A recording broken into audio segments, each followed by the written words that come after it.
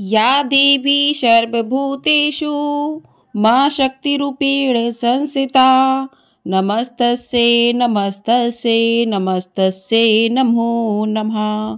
जय माता दी। दोस्तों, आप सभी को गुप्त नवरात्रि के दूसरे दिन की हार्दिक शुभकामनाएं।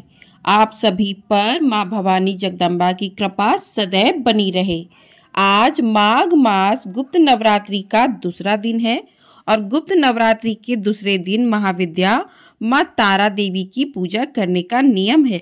मां तारा जीवन में आने वाली सभी विपत्तियों, आकर्षण और संकटों से मुक्ति दिलाती हैं। मां तारा की साधना पूर्ण रूप से अघोरी साधना होती है। विशेष रूप से तंत्र मंत्र की सिद्धि के लिए मां तारा की पूजा मध्यरात्रि में की जाती है। मां तारा की साधना करने से मनुष्य को अलौकिक सुख के साथ शांति और समृद्धि भी प्राप्त होती है। मां तारा अपने सभी भक्तों और उपासकों की सभी मनोकामनाओं को पूर्ण भी करती हैं। इसके साथ ही मां तारा को धन से जुड़ी समस्याओं के लिए भी पूजा जाता है। मुक्ति प्रदान करने वाली देवी होती है मां तारा। मां तारा के 3 स्वरूप हैं। इनका रंग नीला है, इसलिए इन्हें नील सरस्वती भी कहा जाता है। इसके अलावा मां तारा को उग्र तारा के नाम से भी जाना जाता है। मां अपना उग्र रूप धारण करके अपने भक्तों के सभी कष्टों को दूर करती हैं और अपने भक्तों को मोक्ष भी प्रदान करती हैं। इनकी पूजा करने से काम, क्रोध, मोह और लोभ से भी मुक्ति मिल जाती है। मां तारा का तीसरा स्वरूप है मां एकजटा। भगवान शिव द्वारा समुद्र मंथन के समय हलाहल विष का पान करने पर उनके शरीर में जो भयानक पीड़ा हुई, उसके निवारण के लिए इन्हीं देवी तारा ने माता के स्वरूप में भगवान शिव को अपना अमृतम दुग्ध पान कराया था, जिसके कारण भगवान शिव को समस्त प्रकार के शारीरिक कष्टों से मुक्ति मिल गई थी। देवी तारा जगत जननी माता के रूप में और घोर से घोर संकटों की मुक्ति हेतु प्रसिद्ध है।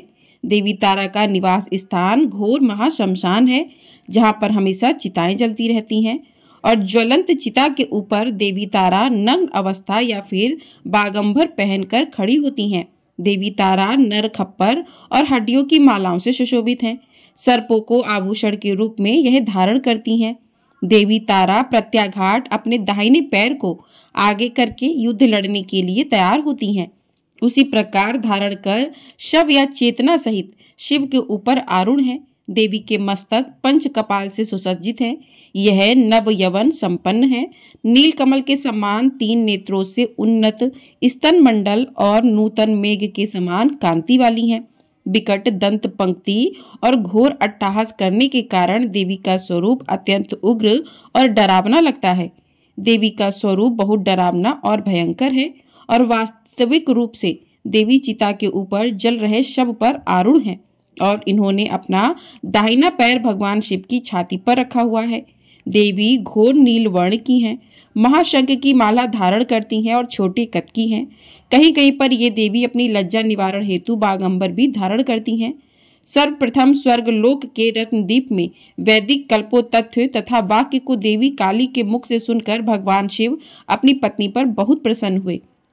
भगवान शिव ने मां काली से कहा कि हे देवी, आदिकाल में आपने भयंकर मुख वाले रावण का विनाश किया। तब आश्चर्य से युक्त आपका यह स्वरूप तारा नाम से विख्यात हुआ। उस समय समस्त देवताओं ने आपकी स्तुति की थी और आप अपने हाथों में खड्ग, नरमुंड तथा अभय मुद्रा धारण किए हुई थी। मुख में चंचल छवा बाहर कर अभयंकर रूप वाली लग रही थी। आपका भय विकराल रूप देखकर सभी देवतागण भय से आतुर होकर कांप उठे थे।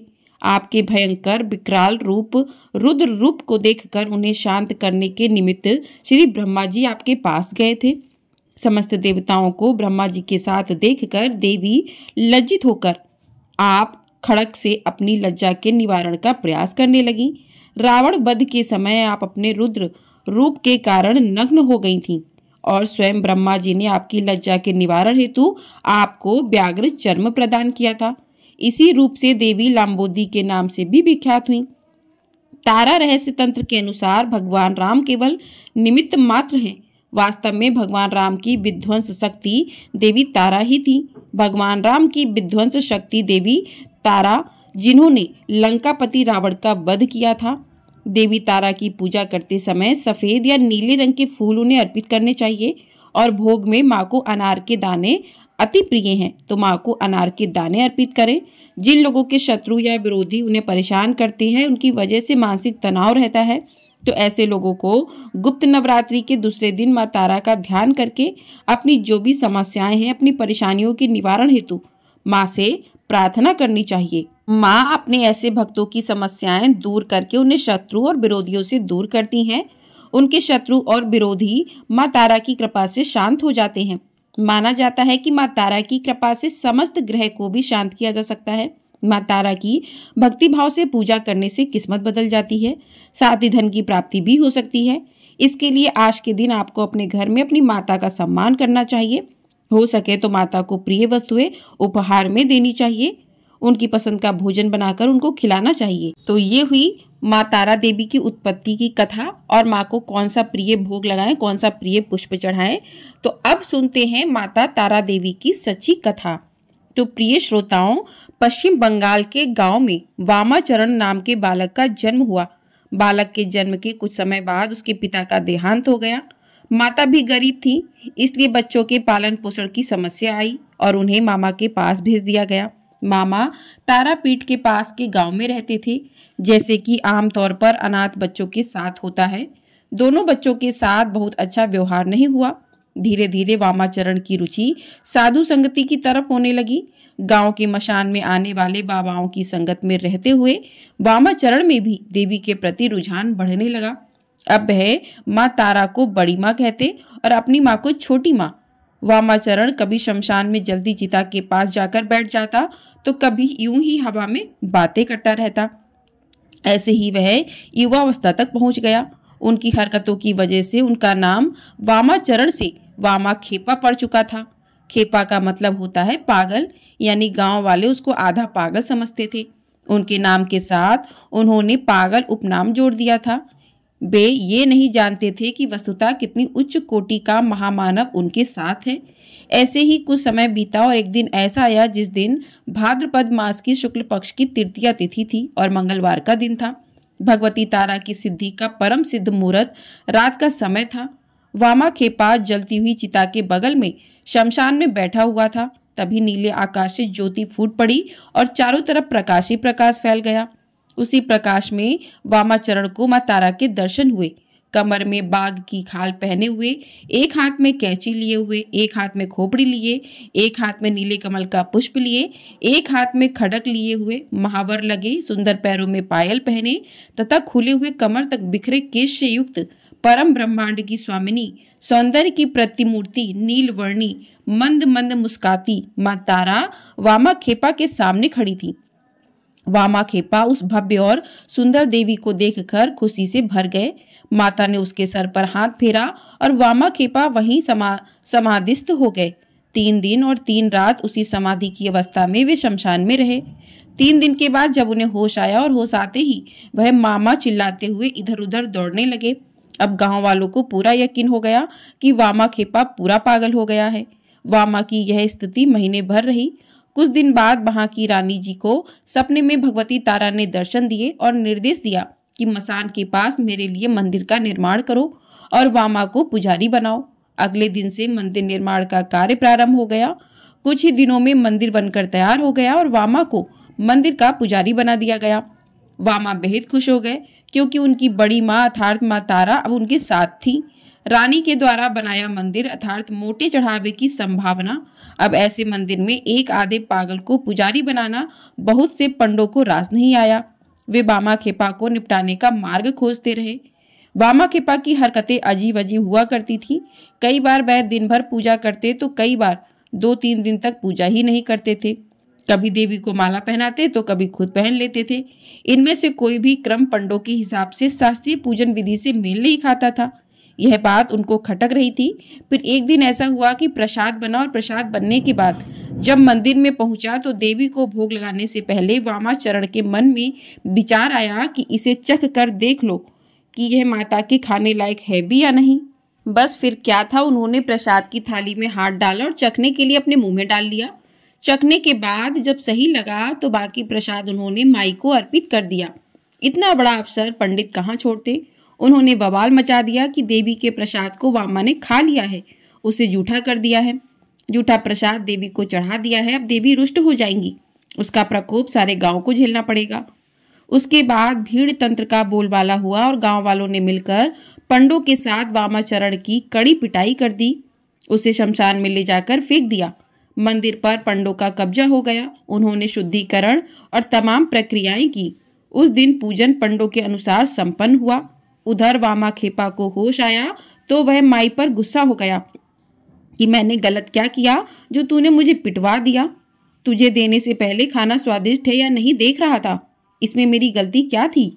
मैं तो तुझे स्वादिष्ट भोग लगाने का प्रयास कर रहा था और चाहता था कि तुझे अच्छे स्वाद का ही प्रसाद मिले। अगर स्वाद गड़बड़ होता तो उसे फेंक कर दूसरा बनवाता, लेकिन तूने बेवजह मुझे पिटवाया। अब मैं तेरे पास नहीं आऊंगा। मसान घाट पर बैठकर वामाचरण ने माँ को सारी बातें सुना दी और वहां से उठकर जंगल की ओर चला गया। जंगल में जाकर एक गुफा में बैठ गया। यह स्थिति बिल्कुल वैसी ही थी जैसे अपनी माँ से रूठकर बच्चे किसी कोने में जाकर छुप जाते हैं। वामाचरण और तारा माई के बीच में माँ और बेटे जैसा रिश्ता था। यह रिश्ता बिल्कुल वैसा ही था जैसे एक अबोध शिशु और उसकी माँ के बीच में होता है। अपने शिशु की व्यथा तारा माई को सहन नहीं हुई। उसी रात रानी के स्वप्न में माई प्रकट हुई। क्रोधित माई ने रानी को फटकार लगाई कि तेरे पंडों ने मेरे पुत्र को बुरी तरह से मारा है। मैं तेरा मंदिर छोड़कर जा रही हूँ। अब तुझे और तेरे राज्य को मेरा प्रकोप सहना पड़ेगा। अगर उससे बचना चाहती हो तो कल के कल मेरे पुत्र को वापस लाकर मंदिर में पूजा का भार सौंप, वरना प्रतिफल भुगतने के लिए तैयार रहो। एक तो तारा माई का रूप ऐसे ही भयानक है। क्रोधित अवस्था में तो सीधी सरल माता भी काली से कम नहीं दिखाई देती। क्रोधित माई का स्वरूप व्याख्या से परे था। रानी हड़बड़ाकर पलंग पर उठ बैठी। रानी के लिए रात बिताना भी मुश्किल हो गया। उसने सारी रात जागकर बिताई। अगले दिन अपने सेवकों को दौड़ाया और मामले का पता लगाने के लिए कहा। जैसे ही पूरी जानकारी प्राप्त हुई, रानी अपने लाव लश्कर के साथ मंदिर पहुंच गई। सारे पंडों को कसकर फटकार लगाई और मंदिर में प्रवेश से प्रतिबंधित कर दिया। अपने सेवकों को आदेश दिया कि जैसे भी हो वामाखेपा को ढूंढ कर लाओ। अब सारे सेवक चारों तरफ वामाखेपा की खोज में लग गए। एक सेवक को गुफा में बैठा हुआ वामाखेपा मिल गया। बड़ी मनोबल के बाद भी वह नहीं माना तो सेवक ने जाकर रानी को बात बताई। अतः रानी खुद गुफा तक पहुंची। वामा ने उन पर भी अपना गुस्सा उतारा। आपके कहने पर मैं पूजा कर रहा था और मुझे देखो इन लोगों ने कितना मारा। उनकी बाल सुलभ सहजता को देखकर रानी का नारी हृदय भी ममता से भर गया। उनकी समझ में आ गया कि तारा माई का मार्तर तो इस वामाखेपा के प्रति क्यों है। उन्होंने फरमान जारी कर दिया कि इस मंदिर का पुजारी वामाखेपा है।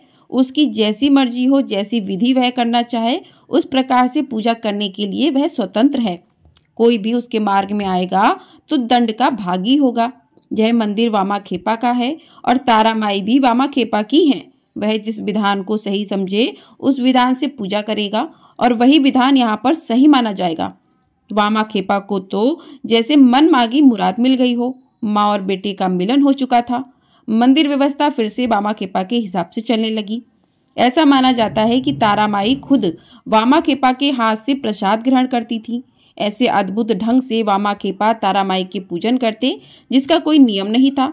कभी सुबह 4 बजे पूजा चल रही है तो कभी दोपहर 12 बजे तक पूजा प्रारंभ नहीं होती। कभी रात भर पूजा चल रही है तो कभी पूरे दिन भर मंदिर की ओर वामाखेपा के दर्शन ही नहीं होते थे। उनकी पूजन विधि लोगों को पसंद नहीं थी, लेकिन उनके पास कोई उपाय नहीं था क्योंकि रानी का फरमान था। वामाखेपा अपनी मस्ती में जीते थे और लोग उन्हें नीचा दिखाने का रास्ता खोजते थे। एक दिन वामाखेपा की माँ का निधन हो गया। नदी में बाढ़ थी। नदी के उस पार गांव था। वामा जिद पर अड़ गया कि छोटी माँ का दाह संस्कार बड़ी माँ के पास वाले शमशान में किया जाएगा। गांव वाले बाढ़ वाली नदी को पार करने में जान का खतरा है यह जानते थे, लेकिन वामा को समझाना किसी के बस की बात नहीं थी। नाव वाले से बाबा ने देह को नदी के पार पहुंचाने की बात की। नाव वाले ने साफ इनकार कर दिया। बाबा ने नाव देने के लिए कहा। नाव वाला हाथ जोड़कर बोला, बाबा यही मेरे जीवन का सहारा है। अगर बाढ़ में यह बह गया तो मैं कैसे घर चलाऊंगा। वामा के चेहरे में रहस्यमयी मुस्कान बिखर गई, जैसे उन्होंने कोई निर्णय ले लिया हो। उन्होंने अपनी माता के शव को उठाया और खुद नदी पर चलते हुए इस पार पहुंच गए। गांव वाले आंखें फाड़े उस दृश्य को देखते रह गए। वामा की इच्छा के अनुसार ही उन्होंने माई के मंदिर के पास वाले शमशान में अपनी मां का दाह संस्कार संपन्न किया। मृत्यु भोज के लिए आसपास के सारे गांव में जितने लोग थे सभी को निमंत्रित करने के लिए वामा खेपा ने अपने घर के लोगों और आसपास के लोगों को कहा। सब इसे वामा खेपा का पागलपन समझकर शांत रहे। जिसके पास 2 वक्त की रोटी का पता नहीं, वह आसपास के 20 गांवों को खाना कैसे खिलाएगा। यह उनके लिए कल्पना से भी परे की बात थी। जब कोई भी निमंत्रण देने जाने को तैयार नहीं हुआ तो वामा खेपा अकेले निकल पड़े। उन्होंने आसपास के 20 गांव में हर किसी को मृत्यु भोज के लिए आमंत्रित कर दिया। सारे गांव वाले यह देखने के लिए तारापीठ पहुंचने लगे कि देखा जाए यह पगला किस प्रकार से इतने सारे लोगों को मृत्यु भोज कराता है। गांव वालों की आंखें उस समय फटी की फटी रह गईं और सुबह से बैलगाड़ियों में भर भर कर अनाज, सब्जी आदि तारापीठ की तरफ आने लगी। बैलगाड़ियों का पूरा एक काफिला मंदिर के पास पहुंच गया। अनाज और सब्जियों का ढेर लग गया।